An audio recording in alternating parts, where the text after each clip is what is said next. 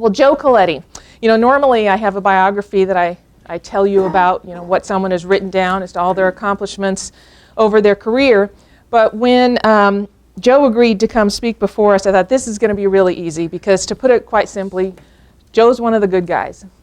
And that's why I'm so delighted to have him back today. He spent many years here at the Locke Foundation as the fiscal policy analyst, so he and I did many radio interviews together as he tried to put into English for me what was going on with state budgets and things like that.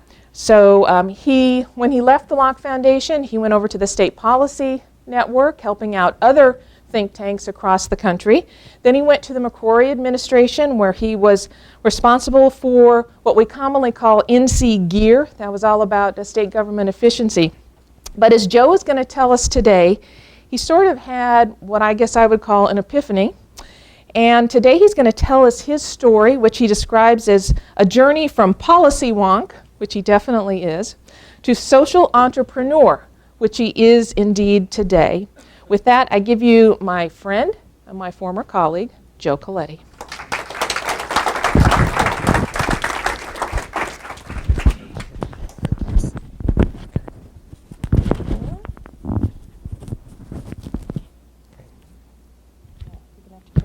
Okay, sure. Thanks, Donna. Thank you, Donna, and thank you for only calling me old 3 times, I think, during that introduction. But I do appreciate the opportunity to speak here. I also appreciate those from the nonprofit community who have come out this afternoon. You all have taught me a lot and have helped me get to this point, and I hope to be able to work with you all as we bring the Better Yes Network into fruition and further along. So what we think about with policy and with poverty is we had an approach here at the Locke Foundation, and it was difficult to translate into English. Fortunately, working with nonprofits who are working with people in communities is a lot easier because it starts in English. So that's a helpful thing. And with that, I want to start talking about the unpolicy solutions, the things that happen without government, without a direct government role, with one person's story, and it's a mom's story. And in this particular mom, you may have seen stories like hers elsewhere, but this is a woman we'll call Tiffany. It's not her real name. The organization that worked with her wanted to protect her name, but she lives in Section 8 housing, has lived there all her life. And she lives in Section 8 housing that's so bad that the Department of Housing and Urban Development is closing it down. And they don't do that often. It's got to be bad, right? But as with many young women who grow up in that situation, where there are generations of dependency and there are broken families, she found herself pregnant multiple times. She is pregnant with her 7th child from 2 different fathers. And when we think about poverty, we're thinking about, in many cases, somebody like Tiffany. And the question comes up, how do we help? How do we help somebody like that? And when I was here at the Locke Foundation, we of course knew all the answers. I knew all the answers here. And the first answer was, well, get government out of there. What is government doing trying to save somebody from a bad situation? How can the government programs are the things that created this bad situation. They create dependency. Government taxes penalize marriage. It's what is the problem. And government not only distorts incentives for individuals, but it distorts it for the nonprofits who are in there providing help, human service organizations. A few years ago, the Urban Institute found that government funding accounted for over 65% of revenue for human service organizations and was the largest funding source for 60% of those organizations. Nearly half of grants and contracts go to large nonprofits, those with revenues of over $1 million. And there's research that shows that when a nonprofit organization takes $1,000 in government grants, it stops fundraising. And as a result, it ends up with only a net of $385. So it gets $1,000 from government of any level, stops doing some of the things that it was doing, ends up earning only $385 because it doesn't receive private funding anymore. And so now it's more vulnerable. And that doesn't include the administrative cost and the compliance cost and the mission cost that before you were doing what you set out to do, and now because you have this money, your mission is distorted a bit. That's not included in there. But the problem was that I had especially at the Locke Foundation, and that we have in general among policy wonks and those who would explain the way to get out of this, is that many times when we say it's the government's fault because of the policies that we recommend and the ways that we look to accomplish the goals, it ends up sounding like we're blaming the person who's in that bad situation. We're saying it's your fault. Because we say we need to have drug testing if you're going to be on welfare. We need to have work requirements. You can only be on unemployment for 3 weeks. And these may be good ideas, but they just sound awful. They sound uncaring. And when you sound uncaring, nobody cares what you have to say after that. So we may be right. We may have been right. But nobody cared because we didn't show that we cared.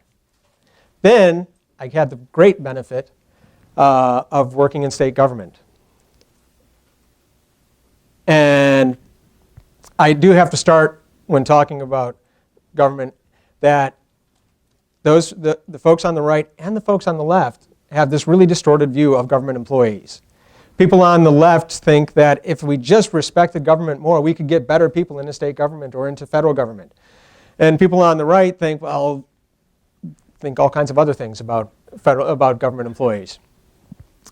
But working with them side by side while I was there and working to try to find efficiencies and reforms, I found out that all the great ideas that we had here at the Locke Foundation, they already had. They just couldn't pull them off. And I found out that I wasn't much additional assistance on that side. It's really hard to make change in government.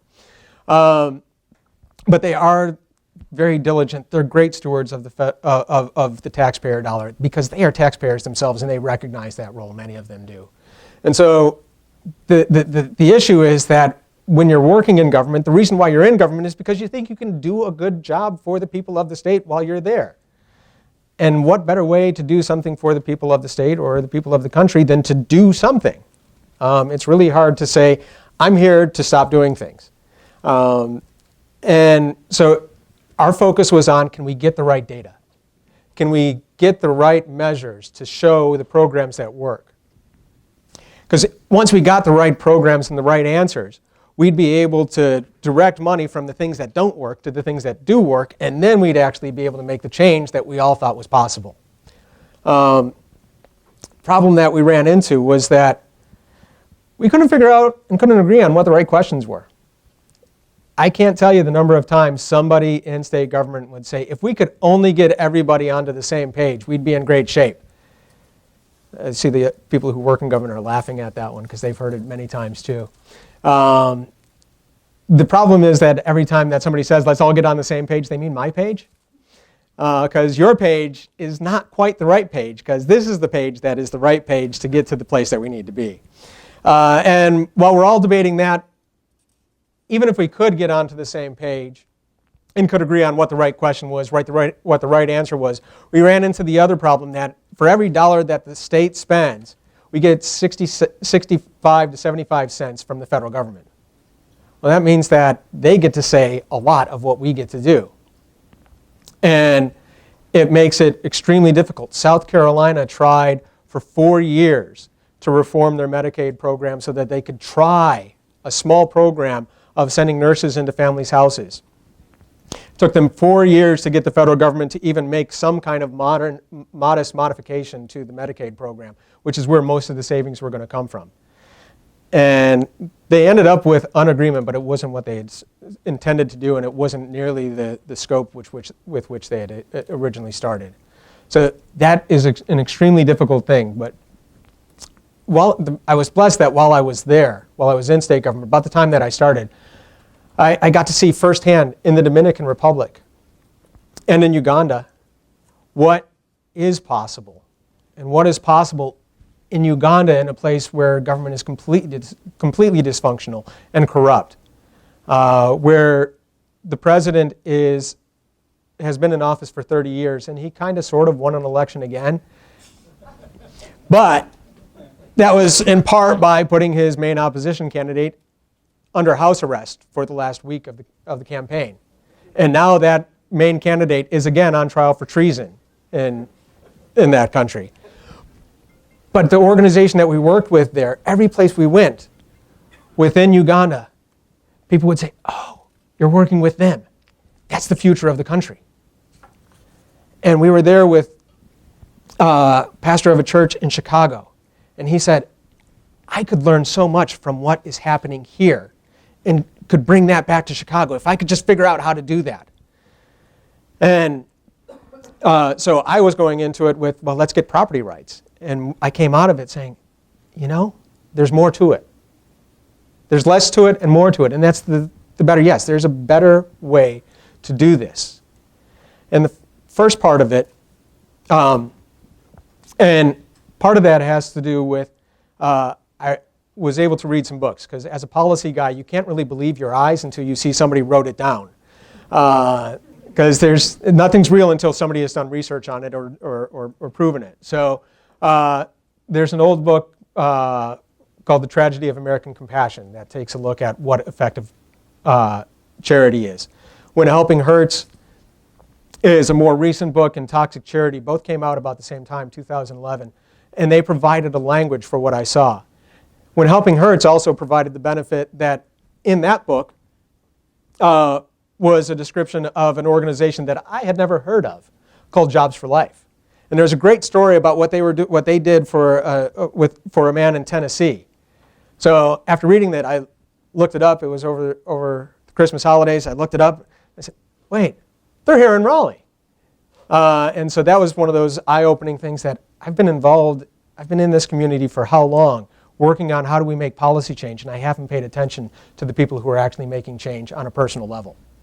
So I thank Daniel Alexander from Jobs for Life for being here today and for helping me understand more of it, and Shea Bethay as well. Thank you. And I'll be pointing out some other folks from the community, and I will miss some. So if I miss you when I get to that point of this presentation, please let me know that you're here. So that language, though, started with redefining poverty.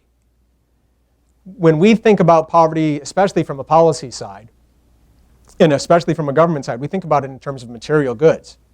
We're lacking stuff. We're lacking money. And so, as government, that's what we're really good at. We can write checks. We can give stuff. But if it was just material that was lacking, then we wouldn't have any rich person who is in poverty either. And they wouldn't be trying to accomplish something that they can't. They wouldn't be looking for something besides money to fill the holes that they have in their lives. All right, music fan, I gotta say it. Prince might still be with us. So if it was just material, but it's not. There's the personal side of it, which is what can you contribute? What do you have that is worth something to somebody else in the community? What kind of contribution can you make? And if you're unemployed, if you've been unemployed, you know this feeling. If you're in a job that you feel trapped in, you know this feeling. What else can I do? I'm not good at this, I don't like this, but what else can I do?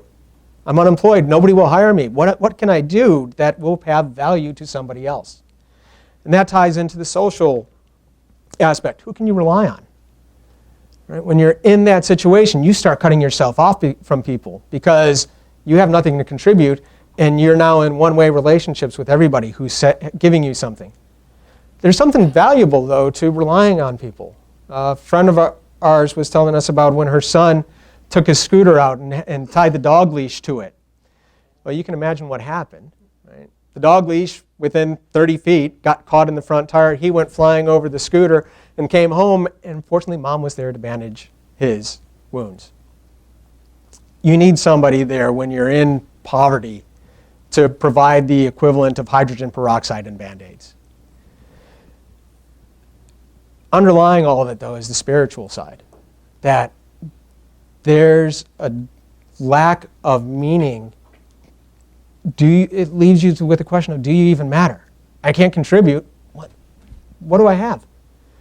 Laura Hillenbrand, in the book Unbroken, about Louis Zamperini, who was imprisoned and beaten in Japanese prisoner of war camps, talked about how he survived that. And it was by finding within himself that dignity that all of us have, but that sometimes we lose the sense of. And she said, without dignity, identity is erased. That's the spiritual core of poverty. And the Better Yes members, those organizations that we work with and are looking to work with, they get this. And because they get this, they start with relationship. They don't start with, what can we give you? They start with, who are you? Why are you here? How did you get in this position? What can you do? Is oftentimes one of the first questions that gets asked. What can you do to contribute? What are the things that you have that are of value? And sometimes it's not the person that you're talking with who has to provide that answer. It's the person who is also in the room who says, she is great at cooking. He can fix a bike like nobody. Right? They tell you what the person is good at because they've forgotten. The person that you're talking to may have forgotten. And then you provide them with some responsibility. And again, that's about providing something that's valuable to the person that you're talking with. If you go into a place and you say, I'm looking for a bed, and they give you a bed, I always think of Uncle Ben talking to Peter Parker, right? With great power comes great responsibility. Well, now you've come in and I've given you something, and I haven't asked you to take responsibility for it. What have I told you about what kind of power you have? You have no power in this relationship. So the first step is to, after establishing the relationship, is to provide you with the responsibility for the good of the community. So soup kitchens do that with having people work in the kitchen. Food pantries do that as they allow people to go through and make choices about the food that they want instead of just getting a box. And when you provide that responsibility and you develop that relationship, it reduces the resentment on both sides. And it increases the ability to have restoration, to be restored to that sense of dignity, to that sense of self, to that place in the community. That's what these organizations do. The organizations that we're looking to pull together in the Better Yes Network, they start with relationship and responsibility, and that leads to restoration. That's their ultimate goal. It's not about how many people, it's not about how many meals, it's about how many folks have come through this and are now restored, and the way that they come back is as an alumni so that they can mentor other people and build new relationships and have new responsibilities. And they do that in a number of areas. Because when you are in poverty, you have a number of needs. You may send your child to a good school, whether a charter school or a low-cost private school or even a traditional public school. But you may have a broken family. And how do you make sure that your child is coming home to the right environment? You may have a steady home environment for your child, but your neighborhood isn't the best. How do you allow your child to walk to school, or what do they do? What kind of options do they have? What kind of friends can they have in their community? Employment is part of that dignity. We gain dignity through work. Housing and health are other aspects of it. And so Brace Boone, I mentioned Daniel Alexander and Shea Bethay from Jobs for Life. They help on the employment side. Step Up Ministry, Lynn Nunnally, also is on the employment side and starts building family and community and working with the children and making sure that when the parents are doing better, the children are doing better and learning skills. KJ Hill is involved in I don't know how many organizations on the community side, but especially in Durham, working with ReCity which brings together a number of organizations within Durham to focus on youth. Brace Boone at the Raleigh Rescue Mission, their first thing is housing, but they help in a number of ways. And those of you from other nonprofits who are here, again, apologize for not calling you out, but you know who you are, and you help in so many of these different areas. And I've talked with a number of other organizations here in the Raleigh area and in other cities, and there is a great need to bring them together, because within each of the silos, within community development, those groups know each other, but they don't know oftentimes who the Pregnancy Resource Center is in other communities, sometimes not even in their own community. And those are great ways that they can strengthen each other and can learn from what everybody else is doing. And so that's what we hope to do with this. And as we make the organization stronger, as they make each other stronger by teaching one another what they've learned through their work and how they've found ways to be successful, they get better performance. They get better internal performance with their databases. How do you manage everything? They get better governance with how do you develop a board? How do you bring board members in that fill the key needs that you have? They get to be able to perform better in terms of understanding that they don't have to do everything. They know they can get a better sense of who to transfer somebody to. And as they are able to perform better, they're able to bring more opportunities to the people who are in need. And so one of the things that we look to, right now we're in startup mode, so we're looking to get members and to get funding. But as we work with them, we're going to measure our success by how well they are able to raise money and how well they are able to track the people who go through their systems and how well they are able to define success and be able to explain success, so that everybody in the community can say, those are great organizations. Step Up Ministry is doing great things, and we've seen how they've been able to grow through, not just in the Raleigh-Durham area, but throughout the state. We've seen what the Raleigh Rescue Mission has been able to do. We've seen what Jobs for Life can do. We've seen the results that the organizations involved in ReCity and Durham are attaining, and how that youth, how teens in Durham are in a better position than they were. And it might not show up in our government statistics. It might not show up in a news story where you can say 15% lower, 10% lower, anything else like that. But you will see the stories and you will see the individuals and you'll say there's something different here. And that's what these organizations do, and that's what we want to help them be able to do. And the other side of it is that for the donors who invest in these organizations, who invest in us, you get a better return on your investment. You get a better return on your investment with these organizations than you do with what they were before and with those that you would compare them to. You get a better return on investment than you get from politicians, because politics is the trailing edge of culture. We are changing culture first on the ground. And when that happens, the policy finally changes when they say, you know what, this is different. Policy acknowledges the world as it is and just puts it into written form. Life changes and culture changes at the margins and with the people in poverty and with the groups who are working with them. And to give you one final example of how this comes together for an individual, I'm going to go back to Tiffany. And in that subsidized housing where she was living, a number of organizations came together and they created the Red Door Ministry. They rented one of the apartments. They painted the door red, which is a welcoming symbol. And they offered a number of services to people in the community. Her mother started going to a Bible study. The father of her current child was getting mentoring. She was able to get prenatal care throughout her pregnancy twice through one of the organizations that had a clinic there every week.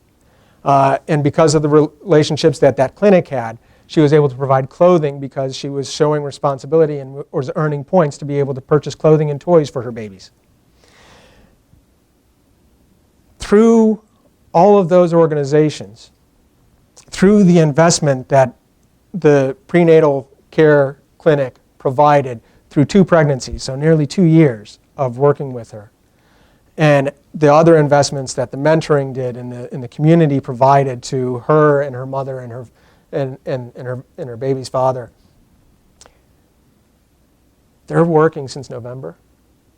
They got married. They got baptized. They're going to move to a better neighborhood pretty much any day now, because when we first heard the story of what they were doing, this was a couple months ago.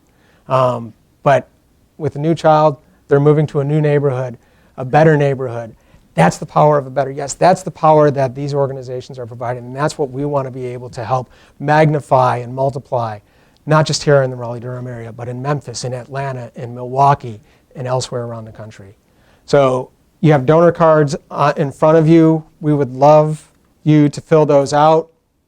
I would be happy to answer any questions that you have. I hope you take some time to meet some of the folks that I pointed out afterwards. If you know of organizations that are involved in this kind of work here in the area, let me know. We need to reach them. We need to work with them. They need to be connected into this so that we can all accomplish more.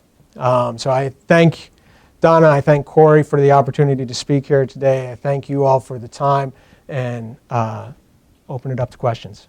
All right, questions?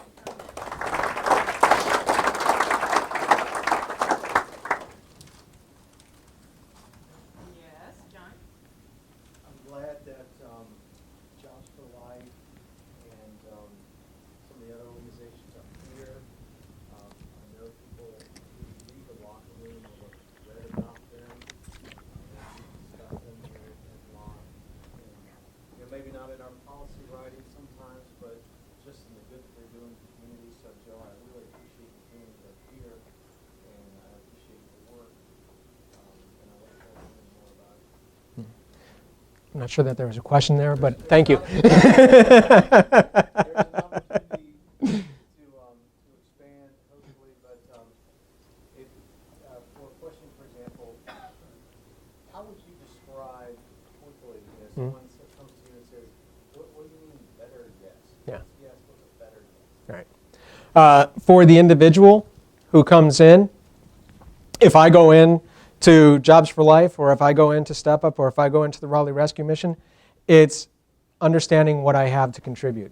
It's saying what I'm doing, the way that I'm living my life right now, there is a better way to do that. There's a better yes for me to be able to say to myself and to be able to contribute. And it's not, and so for the individual, there's a better way to live. For the organizations who are doing this work already, they provide a better yes to other nonprofits so that they can say, I need to adopt that. And for the policy folks, it's you now have something positive to point to when you say, you don't have to just do the magic hand wave and say, if we get rid of the government program, somebody will step in to take care of it. You can point and you can say, they are providing a better yes. I don't have to say no anymore because it exists out there already. So those are 3 ways that you have a better yes. Okay. Could you explain a little bit more what your role will be with these other organizations? Because you mentioned, I think, metrics is one thing, but are you going to be raising money for them, or just kind of clarify Right. the connection? Yeah, so the Better Yes Network is kind of the convener of things, provides a safe space for everybody to be able to find one another. And we will provide training, not that we are experts, but that we will bring in experts. And we will have small group meetings, retreat-style meetings, so that the executive directors and the board members and the chief fundraisers for the different organizations can be in a place for an extended period of time to learn from one another. And that's the service that we'll be providing, is to bring them together. For those who are familiar, for those at the Locke Foundation and related organizations who are familiar with the State Policy Network, the State Policy Network operated in a similar way, that they would create meetings with funding so that we at the policy shops could learn from somebody who would help us understand the policy issue or the fundraising aspect or whatever the question of the day was. And then we could also learn from each other. And that's part of what led me to say we need to create a network, is that I learned more from sitting down next to the right person at those things, and I would seek people out. And these are great organizations. They know who else is good, and they will know when they sit down at the table with somebody, this is somebody that I can learn from. And if you're involved in anything, so on the opposite side of the poverty question, where you're saying, I don't know what I can contribute, right? When you're really good at something and it comes easy to you, and you get complimented on how well you've done, and it took you 5 minutes, right? You kind of say, I can't trust that compliment. But if you're Brace and you sit down with KJ, or you're Linda and you sit down with Daniel, and you're within similar organizations and you're great organizations, and somebody from that organization says, I need to learn from you, that's a compliment that's worthwhile, and that tells you that you are doing something that's right. And so that's the other aspect. So we bring them together, bring in experts, and the funding, we hope to be able to direct donors to the organizations that are members of us, to be able to say, look, they're here, you know that they're doing a good job, and be able to direct them that way. Whether we have a direct role in that, something for the future. Does that answer? Thanks. One thing you didn't explain, I didn't pick up, is the cohesion between government services and groups. Ideally, when someone becomes a client for the state or the county, they need some guidelines and an orientation of what to get. Not just a house, not just a check. The idea they have to go in front of them is a community of support to be directed. Because generally, if someone wants to just stay home and watch TV, they will do that. But if they know on the front end there's a path of success that can be measured, because we got to get over the generational. This has been going on for 40 years. Yeah, so is there a connection to what you're doing? So, I got to get rid of it. So the question is there a connection between... The government directing these people to the services available. Okay. So will there be a connection? Is there a connection between the groups that we're working with and the government? There may be. It is not an essential thing, and it is not the focus of what we're doing. Because when these organizations start with relationship, they get to know how the person got there. So there's some discernment to it. Yes. Your group doesn't outreach to them. We don't outreach to whom? Well, I'm just saying, I'm talking about the people who live in Section 8 towns. Yeah. That's what I meant. Oh, okay. No, so our group, the Better Yes Network, is not designed to reach the people who are directly in poverty. The Better Yes Network is the connector for the organizations who serve them. So we make those organizations better so that they can do and be there, so that when somebody who is in need knows who to go to. Yeah. Hi, I work for the General Assembly, helping with the budget. So from that perspective, I know this is a toxic question to ask in this environment, but how can the state help facilitate this process? Kind of, I like the idea of using more nonprofits. Less state dollars, but what's the best allocation of state resources, and how can we facilitate the process moving towards nonprofits? Connecting them. Yeah, so the question is, how can the state help, and how can the state provide more resources? And part of where part of what I look at with these organizations is that it doesn't matter. For some individual organizations, it would be great if the state, if they could have a relationship. For those who are working in the foster care system, for those who are helping people leave the prison and get established in their life after. But the focus that we have is in how do we make these organizations better. And so the state's role, for as well-intentioned as it is, has a lot of potential baggage to it, and so that will depend on each individual organization. We're not that, so we're going to be agnostic on that question, and policy can be what policy is.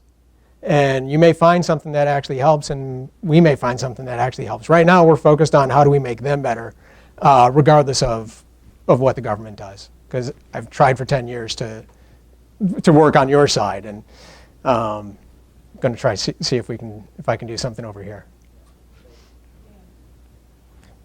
Joe, I think this is a wonderful model, and I applaud all of you for your work in the field.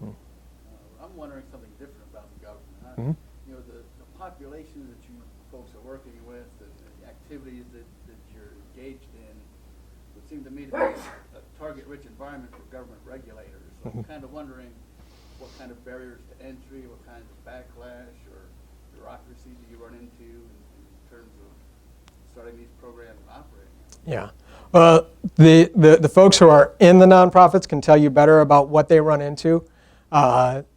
So the question was, what kind of regulatory barriers are there to being able to start these kinds of programs?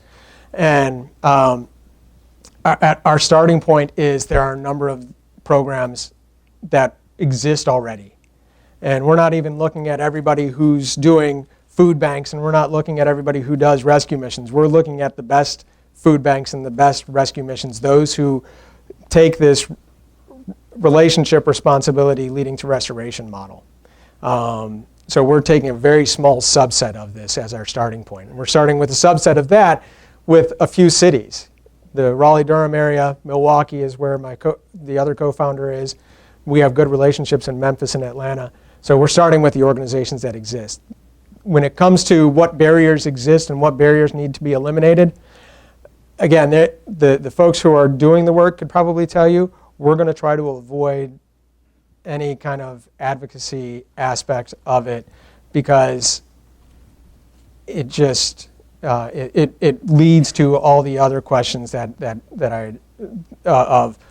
funding and of how do you make it right, and then the government starts measuring things and starts holding you accountable to something that's not the standard that you had started with. So deregulation, I'm not going to argue with removing any kinds of barriers because that's still my bias. But it's not going to be the focus of what we're doing, and it's not the focus I think of the organizations that are already doing it. Yeah. Obviously, you do some kind of evaluation of Yeah. nonprofits. Are you going to become sort of like an Angie's List for nonprofits? Are we going to become an Angie's List for nonprofits? We're looking to the organizations that we'll be working with, we're looking to, in terms of agreeing to those principles. Do you start with relationship? Do you have a responsibility aspect? And is the purpose of your program restoration, not simply relief? There is a great need for relief, but but we're focused on the restoration aspect. And so, no, we're not going to be, people may eventually look to us in that way, but that's not our purpose. Our purpose is to make sure that these organizations are doing well and that the donors can know about them and can be able to help fund them. And so it starts from principles, though, not necessarily not necessarily anything else. Joe, you used the word restoration. Yeah. Is that self-reliance? How would you describe restoration? Is it about the person in here, in the heart, or is it about financial stability? Restoration, how do we define that? And because it's a there's a lot of meaning to it in our description of it. But the first part of it is that you restore a person's sense of dignity. Nobody can take away your dignity because you have dignity as a human.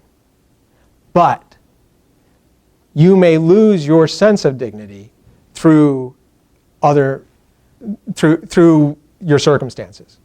So the first step is restoring that sense of dignity, and with that comes your sense of where you fit in the community, that you have value not just to yourself but to others, and that you are an equal to others, because that's part of the definition of poverty right now, and part of when the World Bank asked people across the world what does poverty mean. They talked about the soul deadening aspects of it, that they were completely reliant, they were trash. And if you're trash, you have to be restored from trash, right? So it's not simply financial. It's not simply. So I'm working on a better answer to that, but it's about it's finding that finding yourself as that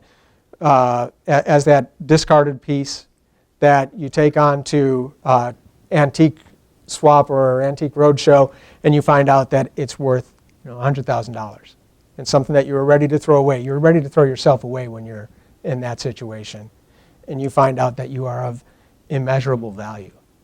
So we're restoring you to that value. I know you're just beginning in this, but as you're starting to make contacts with different nonprofit groups, Yeah. are you starting to find a pattern perhaps of the type of assistance that these groups would be looking for that your network can provide? Is there a pattern to what these groups are looking for from us? We've heard a number of different things, and it goes to governance, it goes to how do you measure, what's the right software system to use. Some organizations say we found a system and it's working for us, and others are so it's kind of an across the board, how do we work better as an organization. So that's what we're looking to be able to provide. Against the backdrop of your restorative goals of the organization, which are absolutely laudable, and your experience in state government, and your experience here at the Locke Foundation as a policy wonk, This is a good setup. I'm waiting for the question. the city of Raleigh has recently earmarked $5.7 million for affordable housing.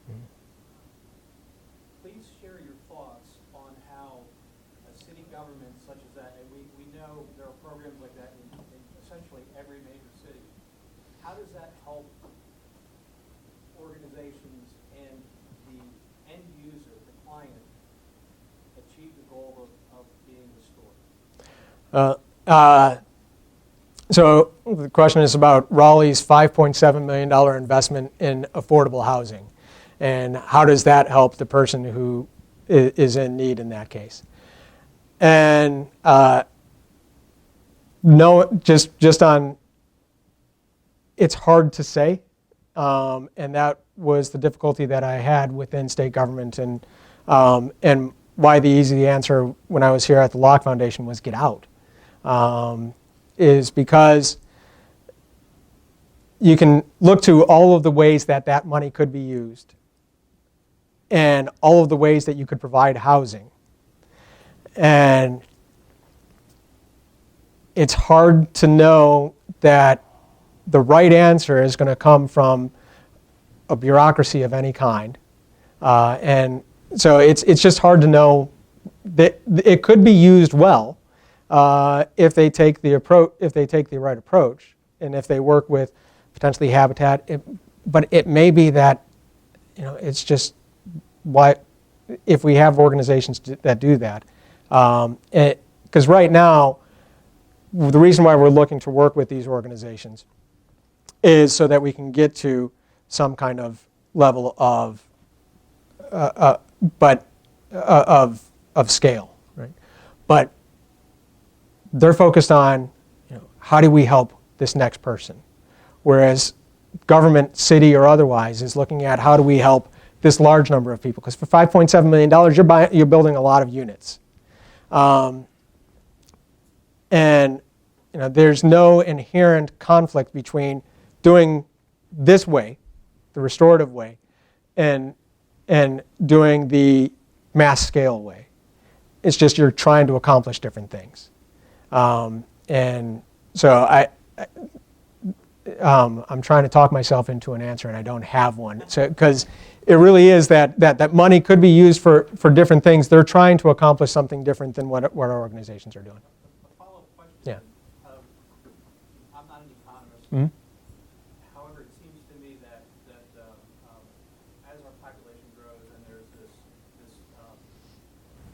stated demand for additional services,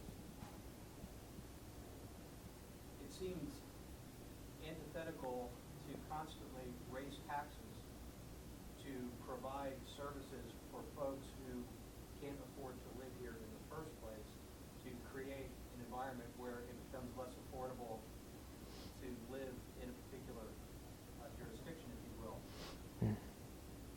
From a policy standpoint, what are your thoughts? So the question is, how do you justify from a policy standpoint using taxes to create services to make it possible to live in a place where the taxes are making it expensive? I think you've answered your own question, and from a policy perspective, and again, the Better Yes Network exists not for policy answers. The reason why I started with calling this Unpolicy Solutions is because, I mean, we can come up with great policies and we can come up with bad policies, but the way that we're going to help people is by actually helping people. And so I'm going to leave the policy question to my former colleagues, and I'm going to do because there's a value to that. But I would rather focus on how do we help through these organizations provide a different answer than what government may be providing, that may be complementary or may be in conflict, but they're doing good work, and we want to be able to help make that better. We're out of time. Joe Coletti, thank you so much. Thank you.